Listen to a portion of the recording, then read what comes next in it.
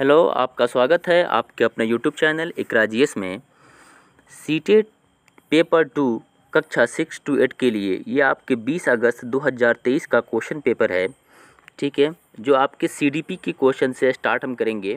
ठीक है, और बारी बारी से सभी क्वेश्चंस को हम डिस्कस करेंगे। आइए हम देखते हैं सबसे पहले सीडीपी के क्वेश्चन को।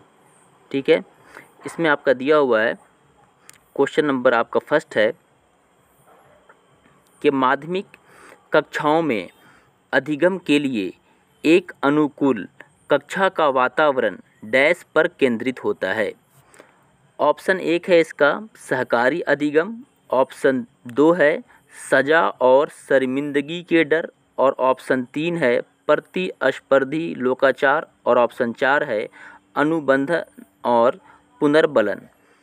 ठीक है, तो इसका आपका सही जवाब है ऑप्शन नंबर 1 सहकारी अधिगम।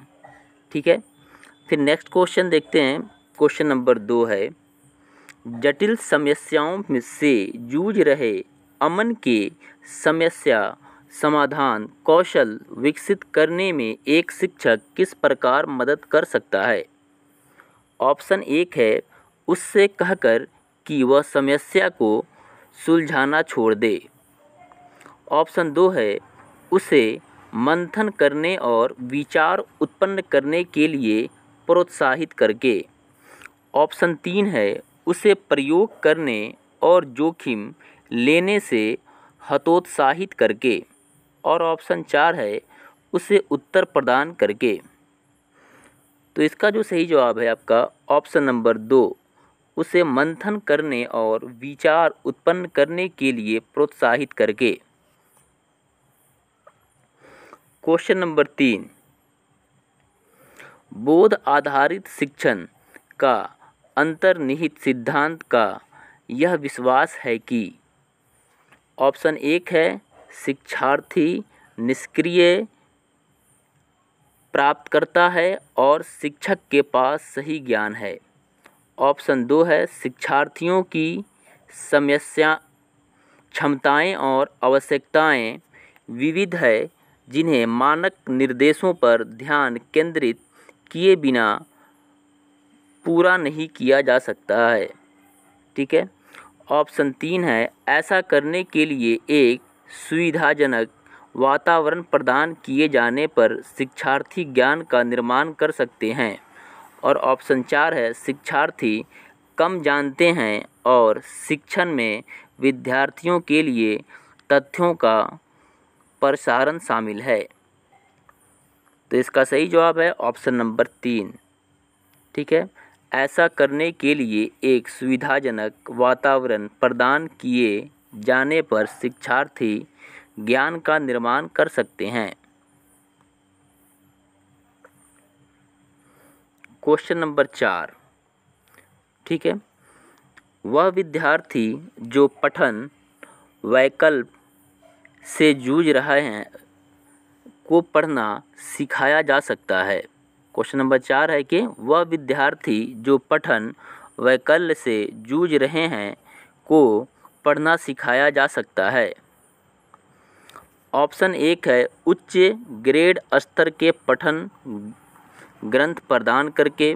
ऑप्शन 2 है उन्हें कई विकर्षणों में अध्ययन करने के लिए प्रोत्साहित करके। ऑप्शन 3 है सुधारात्मक पठन सुनिश्चित करने के लिए सख्त दंड के उपयोग के माध्यम से, और ऑप्शन 4 है प्रणालीगत ध्वन्यात्मक प्रशिक्षण के माध्यम से। तो इसका जो आपका सही जवाब हो जाएगा ऑप्शन नंबर 4। ठीक है, प्रणालीगत ध्वन्यात्मक प्रशिक्षण के माध्यम से वह विद्यार्थी जो पठन वैकल्प से जूझ रहे हैं को पढ़ाना सिखाया जा सकता है। नेक्स्ट क्वेश्चन है क्वेश्चन नंबर 5 भाई बहन के रिश्ते या रिश्तों। ऑप्शन 1 है माता पिता और साथियों के साथ संबंधों के समान है और बाल्यावस्था में समाजीकरण में महत्वपूर्ण भूमिका निभाते हैं। ऑप्शन 2 है माता पिता और साथियों के साथ संबंधों से भिन्न होते हैं और बाल्यावस्था में समाजीकरण में महत्वपूर्ण भूमिका निभाते हैं। ऑप्शन 3 केवल प्रारंभिक बाल्यावस्था में ही महत्वपूर्ण भूमिका निभाते हैं और ऑप्शन 4 है कि समाजीकरण में अधिक भूमिका नहीं है। तो इसका सही जवाब है ऑप्शन नंबर 2, माता पिता और साथियों के साथ संबंधों से भिन्न होते हैं और बाल्यावस्था में समाजीकरण में महत्वपूर्ण भूमिका निभाते हैं। नेक्स्ट क्वेश्चन है क्वेश्चन नंबर 6। निम्नलिखित कथनों को पढ़िए तथा सही विकल्प का चयन कीजिए।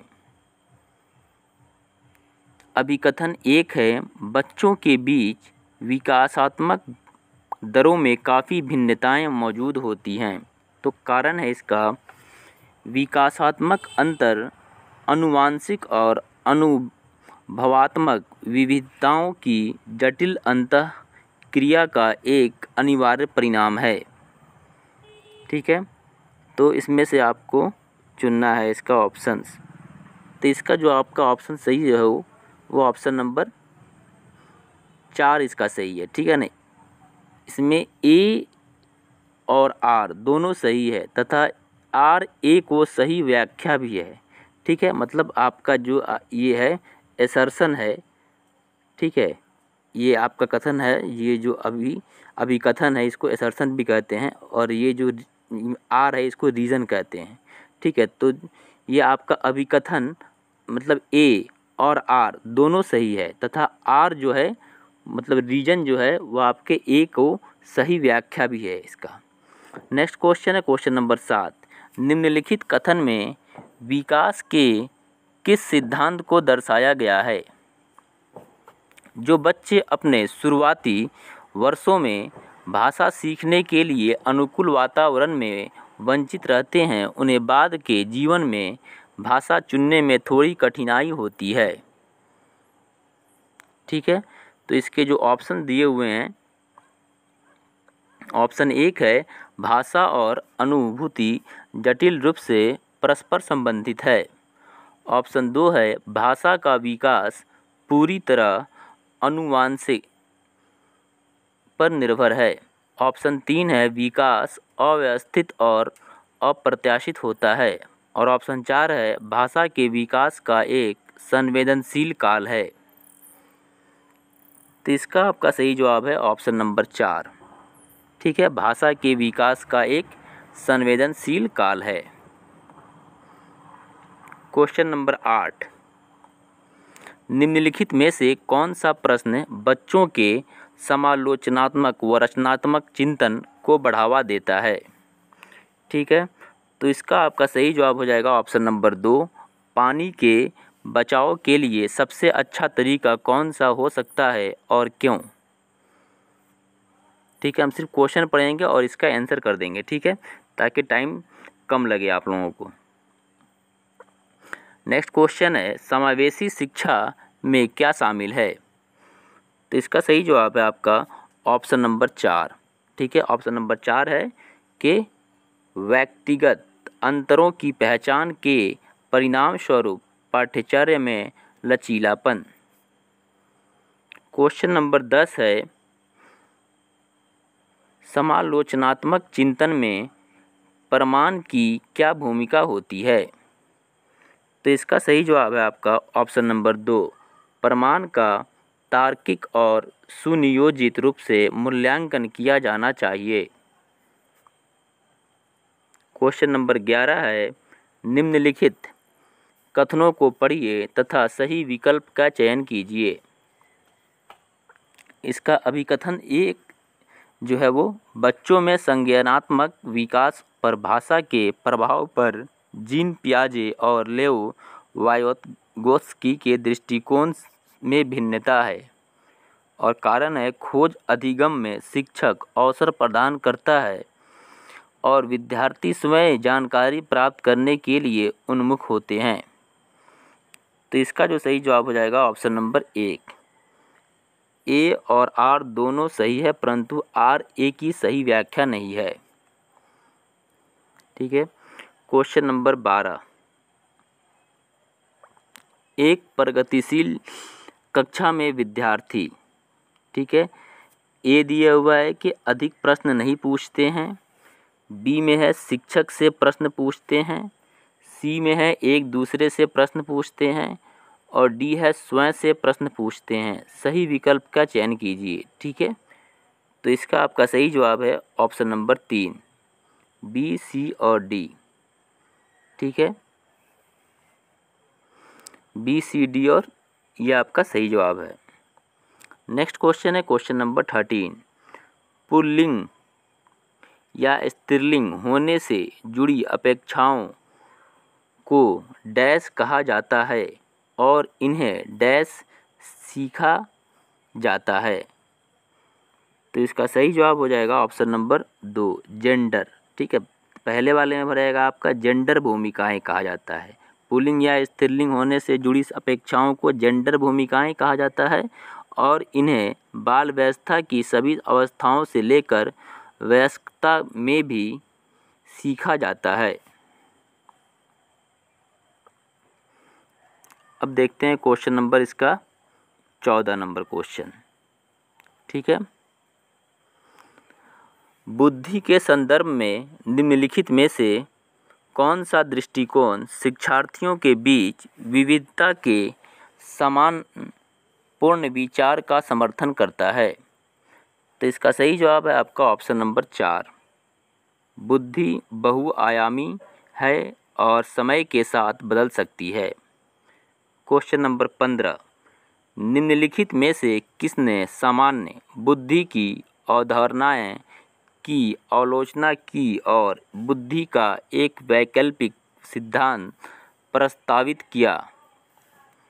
इसका सही जवाब है ऑप्शन नंबर 1, हावर्ड गार्डनर, ठीक है। 1 नंबर इसका सही जवाब है। नेक्स्ट क्वेश्चन है क्वेश्चन नंबर 16, लॉरेंस कोहलबर्ग के सिद्धांत की आलोचना कैरल गिलिगन द्वारा। तो इसका आपका सही जवाब है ऑप्शन नंबर 2, नैतिक तर्क में लैंगिक भिन्नताओं की उपेक्षा करने के लिए की गई है। क्वेश्चन नंबर 17, अधिगम के सामान्य सिद्धांत बताते हैं कि विद्यार्थी बेहतर रूप से सीखते हैं यदि शिक्षक। इसका सही जवाब हो जाएगा ऑप्शन नंबर 3, पहले अवधारणाएं का संपूर्ण रूप से परिचय दें और फिर उसकी बारीकियों पर आएं।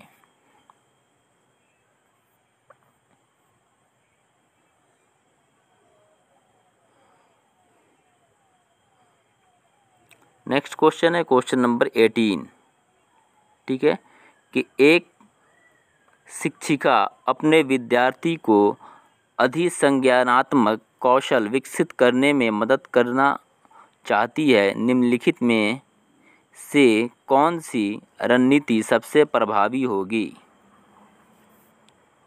तो इसका जो सही जवाब है आपका ऑप्शन नंबर 1, विद्यार्थियों को प्रोत्साहित करना कि वे स्वयं अपने अधिगम पर चिंतन करें और अपनी प्रगति का मूल्यांकन करें।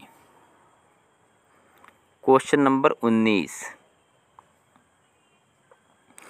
निम्नलिखित कथनों को पढ़िए तथा सही विकल्प का चयन कीजिए। अभिकथन है, शिक्षकों को संकल्पना को मजबूत करने के लिए विद्यार्थियों को अपने स्वयं के संकल्पना के उदाहरणों और गैर उदाहरणों की पहचान करने के लिए कहना चाहिए। और कारण दिया हुआ है, उदाहरणों के बारे में सोचने से संकल्पना को मजबूत किया जाता है जबकि गैर उदाहरण विद्यार्थियों को भ्रमित करते हैं। तो इसका सही जवाब हो जाएगा ऑप्शन नंबर 2, ए सही है परंतु आर गलत है। नेक्स्ट क्वेश्चन है क्वेश्चन नंबर 20, ठीक है, निम्नलिखित कथनों को पढ़िए तथा सही विकल्प का चयन कीजिए।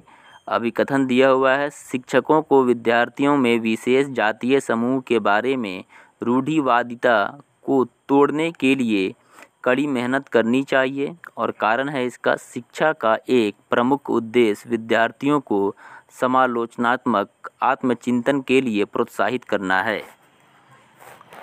तो इसका आपका सही जवाब हो जाएगा ऑप्शन नंबर 4। ए और आर दोनों सही है तथा आर ए की सही व्याख्या है। ठीक है, ऑप्शन नंबर 4 इसका सही है। नेक्स्ट क्वेश्चन है क्वेश्चन नंबर 21। महारत, निपुणता, लक्ष्य और प्रदर्शन, लक्ष्य में क्या अंतर है? तो इसका सही जवाब है ऑप्शन नंबर 1। महारत लक्ष्य अपने कौशल और कार्य की समझ में सुधार करने पर केंद्रित होते हैं, जबकि प्रदर्शन लक्ष्य उच्च ग्रेड प्राप्त करने या बाहरी पुरस्कार प्राप्त करने पर केंद्रित होते हैं। नेक्स्ट क्वेश्चन है क्वेश्चन नंबर 22। निम्नलिखित में से कौन सा आंतरिक अभिप्रेरणा का उदाहरण है? तो इसका सही जवाब हो जाएगा ऑप्शन नंबर 1। व्यक्तिगत आनंद के लिए एक वाद्य यंत्र बजाना। Question number 23। पियाजे के अनुसार गुणात्मक रूप से 4 विभिन्न अवस्थाएं। तो इसका सही जवाब है ऑप्शन नंबर 4। बच्चों के विकास के सार्वभौमिक पैटर्नों का प्रतिनिधित्व करती है। नेक्स्ट क्वेश्चन है क्वेश्चन नंबर 24। लेओ वाइगोत्स्की का मानना था कि विकास। तो इसका सही जवाब है आपका ऑप्शन नंबर 4। सीधे सामाजिक संपर्क के परिणाम से होता है। Question number 25। निम्नलिखित में से कौन सी पियाजे के संज्ञानात्मक विकास के सिद्धांतों की सीमा है? तो इसका सही जवाब है आपका ऑप्शन नंबर 4। वह संज्ञानात्मक विकास पर सांस्कृतिक और सामाजिक कारकों के प्रभाव को ध्यान में नहीं रखता है। Question number 26। निम्नलिखित कथनों को पढ़िए तथा सही विकल्प का चयन कीजिए। अभिकथन है 1। प्रत्येक वर्ष लता, जो कि कक्षा 7 की शिक्षिका है, उनके क्षेत्र में कैरियर पर चर्चा करने के लिए एक महिला गणित प्रोफेसर और एक पुरुष नर्स को अपनी कक्षा में आमंत्रित करती है। कारण, लैंगिक जेंडर अंतर जन्मजात है और समाज के माध्यम से अधिग्रहित नहीं है। तो इसका सही जवाब हो जाएगा ऑप्शन नंबर 2। ए सही है परंतु आर गलत है। Question number 27। श्रवण बाधिता के संदर्भ में निम्नलिखित में से कौन सा कथन सही है?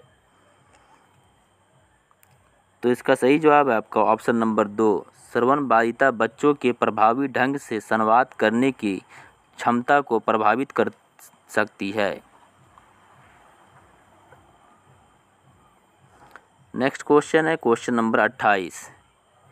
निम्नलिखित में से कौन सा समूह उन विशिष्टताओं का सही ढंग से उल्लेख करता है जो प्रतिभाशाली विद्यार्थियों और कक्षा में अन्य विद्यार्थियों के बीच आमतौर पर भिन्न होते हैं?